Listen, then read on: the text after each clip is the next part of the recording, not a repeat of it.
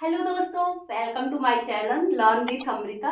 सो दोस्तों, आज अमृता आप लोगों को सिखाएगी एबीसीडी और एबीसीडी की हिंदी हमारे माइंड में हमेशा से रहा है। हिंदी हमें प्रॉपर तरीके से आती है क्योंकि हमारी मदर टंग है हिंदी, इसलिए हम एबीसीडी की भी हिंदी सीखेंगे ताकि वो हिंदी हमारे दिमाग में रहे और हमें आगे इम्प्रूव करने में हमें मदद कर सके। तो होप आपको दिख रहा होगा, हमने लिखा है A B C D E F G, फिर H I J K L.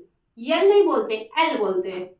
फिर एम एन, कई कई लोग इसको यम बोलते हैं, तो एम नहीं होता, एम होता है और ये एन होता है। फिर उसके बाद O P Q R S T you.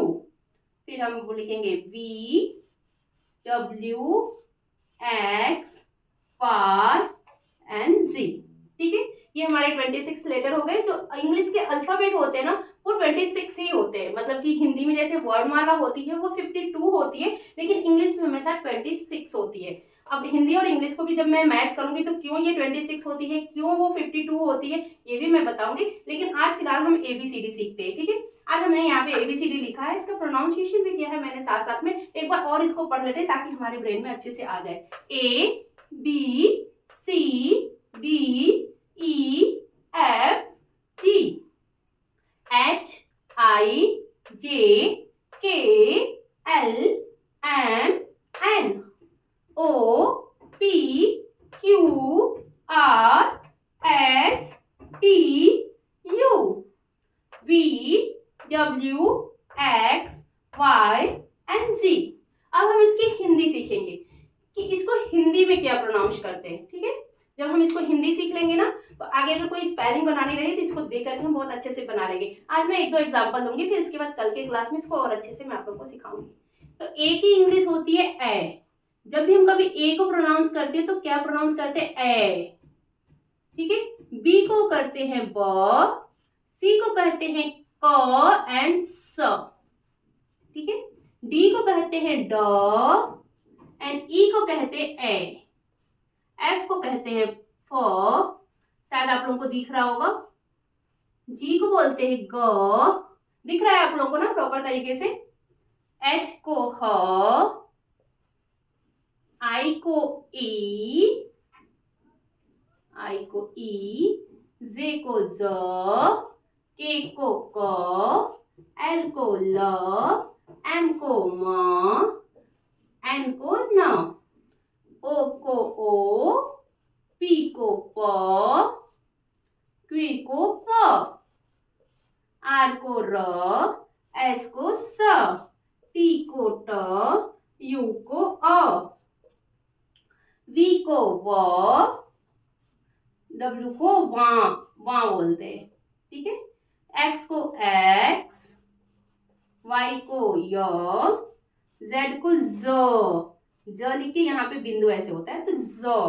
हमेशा जी को ज प्रोनाउंस करते हैं और ये जेड नहीं होता है, इसको जी बोलते हैं। जी देखो मुंह में थोड़ा सा आ रहा है, झनकार के साथ आ रहा है, थोड़ा ज भी है थोड़ा झ भी है, इसलिए ज होता है। ठीक है, तो ये हो गया हमारा एबीसीडी का हिंदी।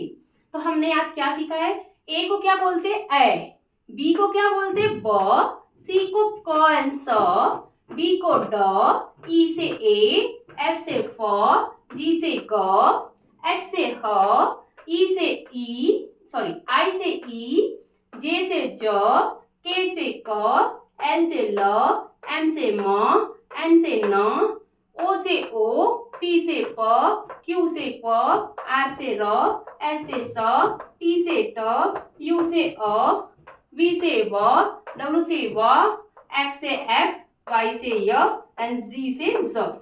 ठीक, हमने आज इसकी एबीसीडी की हमने हिंदी सीख ली। अब हमें हिंदी हमारे माइंड में अच्छे से आती है, हिंदी हमने माइंड में प्रिपेयर कर लिया है। अब हमें इससे इंग्लिश के वर्ड अगर बनाने हो तो कैसे बनाएं। कोई वर्ड दीजिए, जैसे मान लीजिए हम बैट लिखना है। ठीक, बैट, ठीक, तो ब की स्पेलिंग क्या होती है? बी। ठीक, अब ए की स्पेलिंग क्या होती है? ए। क्या होती है? ए। तो यहाँ पे ए आ जाएगा। और ट की स्पेलिंग क्या होती है? आप यहाँ पे देख सकते हो, एस टी, टी से ट, तो यहाँ पे हो गया टी। तो क्या हो गया? B A T. आप देख रहे हो कितने अच्छे से बैट बन गया।